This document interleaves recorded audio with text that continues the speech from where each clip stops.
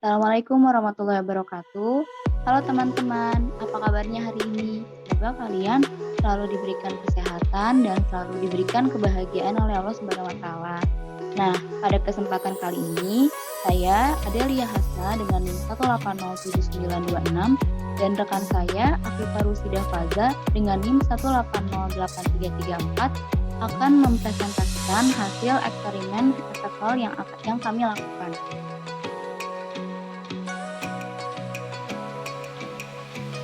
Untuk tujuan eksperimen efek Hall ini yaitu untuk menentukan rapat muatan atau N dan jenis muatan pembawanya.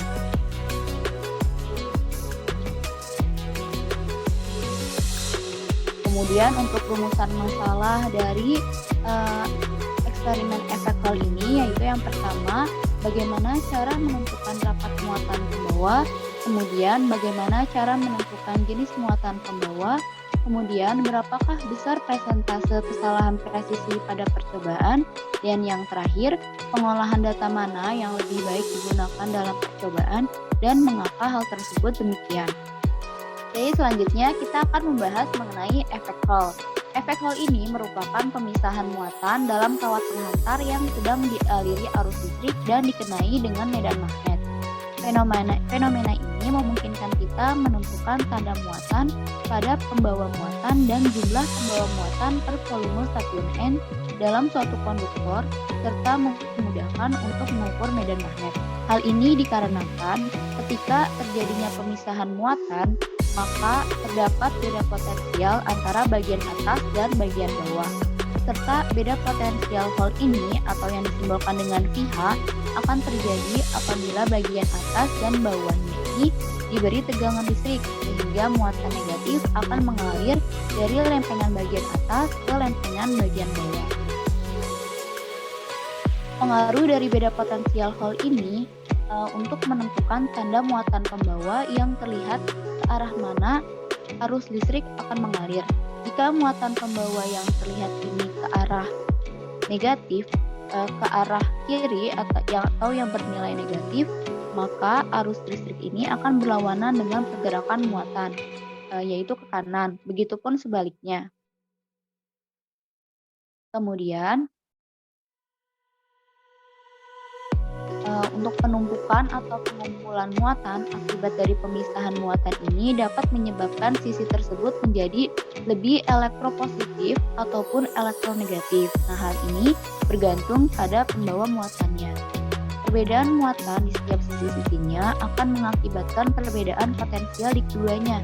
Nah, beda potensial inilah yang tadi kita katakan bahwa yang disebut dengan beda potensial Hall atau pH, yang rumusnya yaitu F sama dengan I dikali V dikali B, dengan V-nya ini adalah kecepatan dan Q-nya ini adalah besar muatan elektron.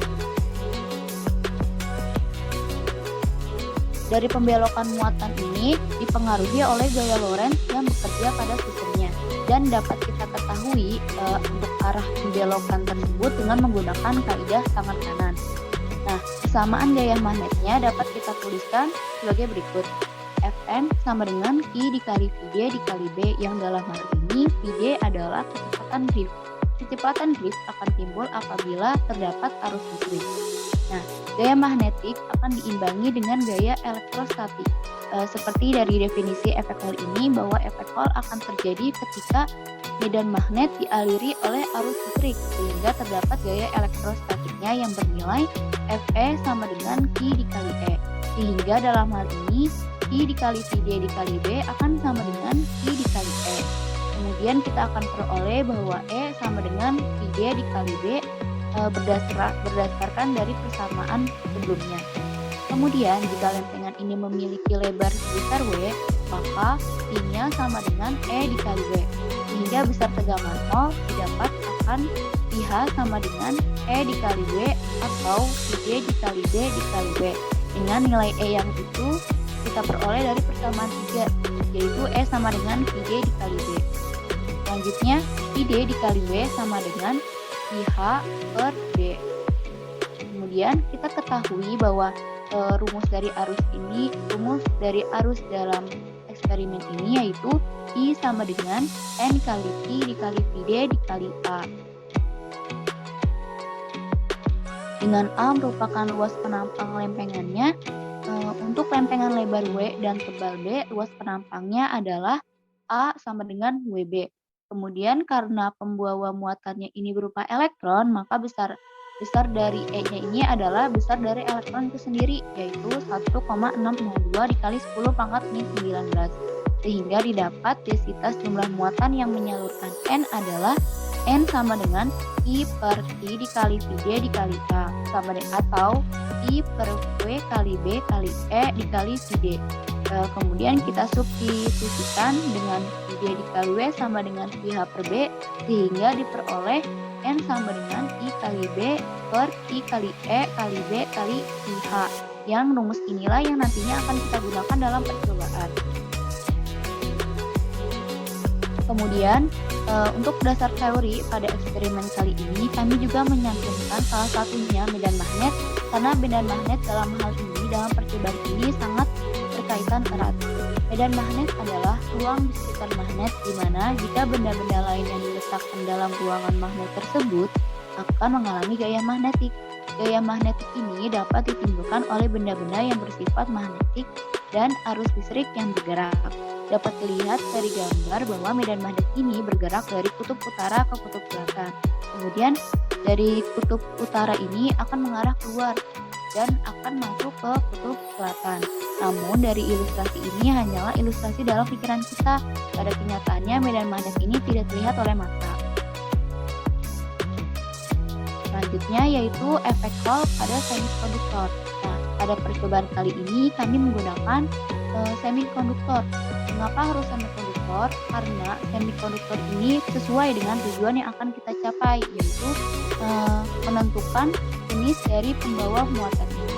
Semikonduktor ini memiliki dua tipe, yaitu tipe P dan tipe N. Nah, pada percobaan ini juga kami akan menentukan apakah semikonduktor ini termasuk tipe P atau tipe N. Nah, hal tersebut menjadi alasan kita mengapa kita menggunakan semikonduktor pada percobaan ini. Bahan konduktor adalah bahan yang sangat baik dalam menghantarkan aliran listrik. Semikonduktor yaitu bahan yang memiliki konduktivitas listrik di antara isolator dan konduktor. Bahan semikonduktor dapat bersifat konduktor apabila temperatur ruangannya pada temperatur ruangan tetapi menjadi isolator saat temperaturnya sangat rendah. Nah, selanjutnya terdapat alat dan bahan yang kami gunakan dalam percobaan eksperimen efek Hall ini, yaitu power supply, Gauss meter, 2 kabel penghubung, superkonduktor, dan 1 set alat percobaan efek Hall. Selanjutnya, sebelum kita melanjutkan ke prosedur percobaan, kami akan menampilkan video mengenai alat dan bahan yang kami gunakan pada efek Hall ini. Silahkan simak.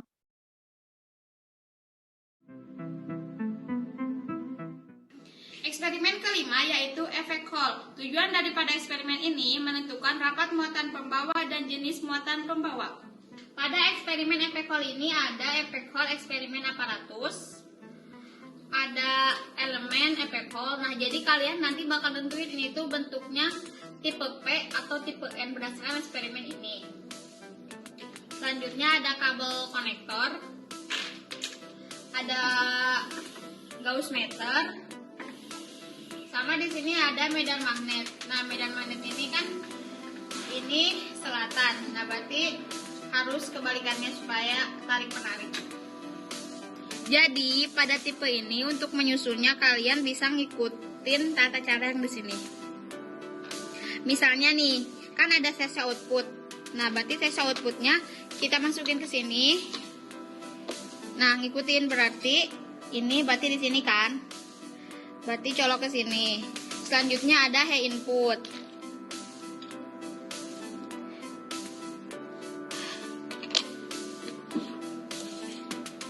Sesuai dengan ini, H inputnya disimpan di sebelah sini. Ngikutin yang sebelah sini. Bisa sebelah sini digunakan atau sebelah sini digunakan. Nah, kurang lebih nanti susunannya kayak gini. Terus udah gitu disimpan di sini, dimasukin di antara dua medan magnet.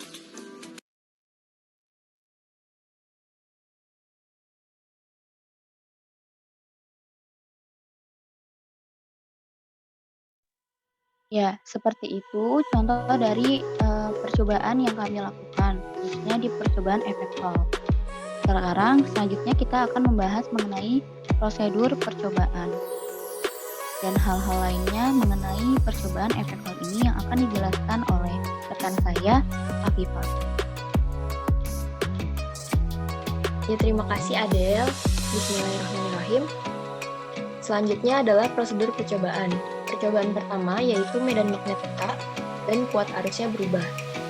Langkah yang pertama, siapkan alat dan bahan yang akan digunakan dan pastikan semuanya dalam keadaan yang baik. Langkah kedua, kalibrasikan alat pengukur tegangan Hall dengan mengatur besar tegangan ke 0 atau dizerokan. Yang ketiga, letakkan plat lempeng di antara dua buah magnet yang telah tersedia. Yang keempat, aturlah arus pada power supply dan catatlah data yang diperoleh. Yang kelima, lihatlah besar tegangan Hall yang dihasilkan oleh arus yang diberikan pada layar power supply dan catatlah data yang diperoleh. Yang keenam, ukurlah besar medan magnet pada plat yang diletakkan di antara dua magnet menggunakan Gauss meter dan catatlah data yang diperoleh. Yang ketujuh, ulangi langkah 2-6 hingga memperoleh banyaknya data yang dibutuhkan. Selanjutnya percobaan kedua, yaitu kuat arus tetap dan medan magnet berubah. Langkah pertama, siapkan alat dan bahan yang akan digunakan. Pastikan semuanya dalam keadaan yang baik. Yang kedua, kalibrasikan alat pengukur tegangan Hall dengan mengatur besar tegangan ke 0. Yang ketiga, aturlah arus pada power supply dan catatlah data yang diperoleh. Yang keempat, aturlah jarak antar magnet di mana plat akan diletakkan. Yang kelima, ukurlah besar medan magnet tiap jarak plat yang berbeda-beda dan catatlah data yang diperoleh.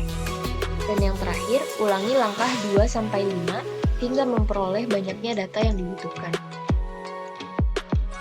Nah, selanjutnya ada data eksperimen yang udah diketahui yaitu tebal plat atau B yaitu sebesar 0,5 mm, lebar plat atau W itu sebesar 4 mm, panjang plat atau L 20 mm, dan besar elektron yaitu 1,602 kali 10 pangkat min 19. Dan berikut data percobaan pertama yang B-nya udah diketahui gitu, B-nya tetap, yaitu 18,22 mikrotesla. Ada 6 data sebagai berikut. Nah, selanjutnya percobaan kedua yaitu kuat arus yang tetap sebesar 0,50 mA. Datanya ada 3 sebagai berikut. Selanjutnya pengolahan data. Pengolahan data percobaan pertama yaitu medan magnet tetap dan kuat arus berubah menggunakan metode statistika dulu. Yang pertama kita nyari pH-nya dulu menggunakan rumus yang telah tadi Adel sebutkan.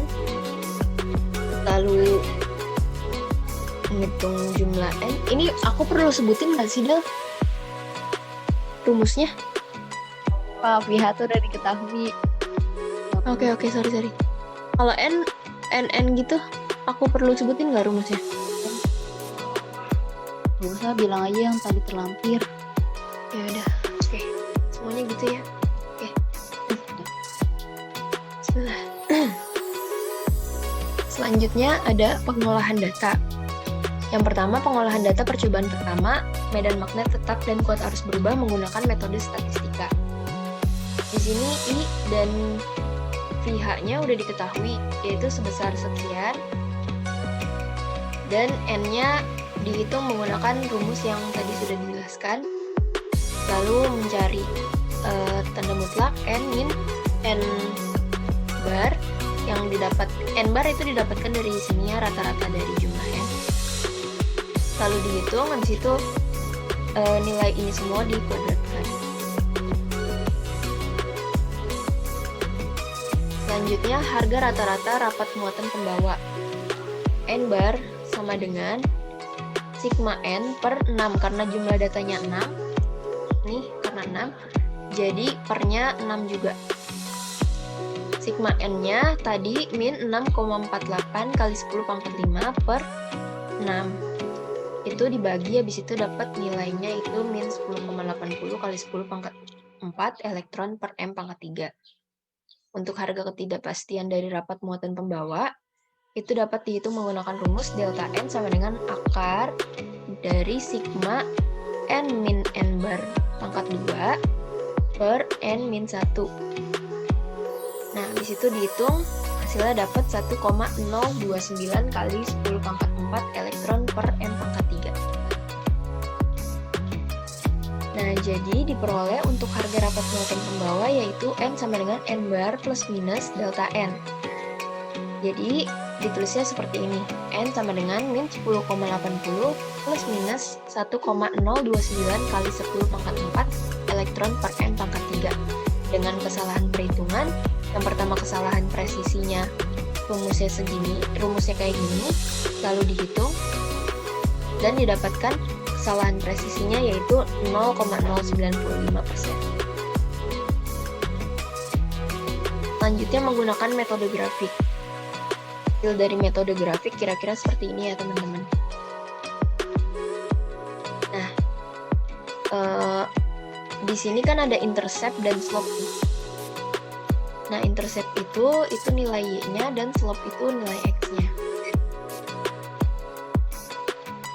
Nah, sehingga gradien M persamaan garis pada grafik Excel sama dengan rumusnya M sama dengan B per NEB atau N sama dengan B per MEB. Kenapa di atasnya B? Karena medan magnetnya itu tetap. Terus dimasukin ke rumus, di situ didapatkan hasilnya min 7,72 kali 10 pangkat minus 28. Nah, dari pengolahan data grafik didapatkan persamaan garis lurus yaitu Y sama dengan 1,89 plus minus 0,09. Ini didapatkan dari nilai slope tadi, yang ini. Dan ini minus 0,04 plus minus 0,03 dari yang Y tadi. Lalu N dalam kurung 12,05 plus minus 246,216 kali 10 pangkat 10. Dan dengan kesalahan presisi dimasukkan rumus kayak gini, habis itu didapatkan 0,20%. Nah, selanjutnya percobaan kedua yaitu kuat arus tetap. Ini juga kayak tadi ya, B-nya diketahui, habis itu V-nya diketahui, dan ini tinggal dimasukin kayak tadi. Lalu harga rata-rata rapat muatan pembawanya yaitu dimasukkan ke rumus yang sama seperti tadi, sigma N per jumlah data, karena jumlah datanya ini ada 3, jadi ditulisnya 3 kalau dimasukkan ke rumus, dan didapatkan hasil 12,036 kali 10 pangkat 4 elektron per M pangkat 3. Untuk harga ketidakpastian dari rapat muatan pembawanya, rumusnya sama kayak yang tadi, lalu dimasukkan dan didapatkan hasil 0,535 kali 10 pangkat 4 elektron per M pangkat 3. Nah, jadi diperoleh untuk harga rapat muatan pembawa yaitu ditulisnya seperti ini, lalu didapatkan hasilnya N sama dengan 12,036 kali 10 pangkat 4 plus minus 0,535 kali 10 pangkat 4 elektron per M pangkat 3 dengan kesalahan perhitungan yaitu 0,044%. Nah, ini dengan metode grafik yang hasilnya didapatkan sekian dan grafiknya gambarnya kayak gini. Sehingga gradien M persamaan garis pada grafik Excel sama dengan rumusnya M sama dengan I per NEB atau N sama dengan I per MEB. Kenapa di atasnya I? Karena kuat arusnya itu tetap, jadi dimasukkan ke rumus lalu dapatkan hasil min 1 kali 10 pangkat minus 27.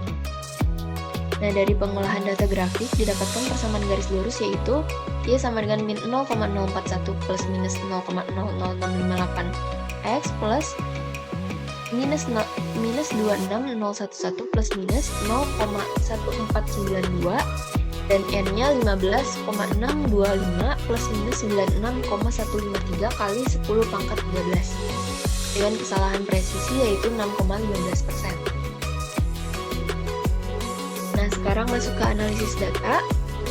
Berdasarkan data percobaan 1 dengan medan magnet tetap dan kuat arus yang berubah-ubah, terlihat bahwa semakin besar kuat arus yang mengalir pada tiap plat persatuan waktu, maka akan semakin banyak pula muatan yang mengalami gaya magnetik, sehingga menyebabkan semakin tinggi beda potensial yang akan dihasilkan.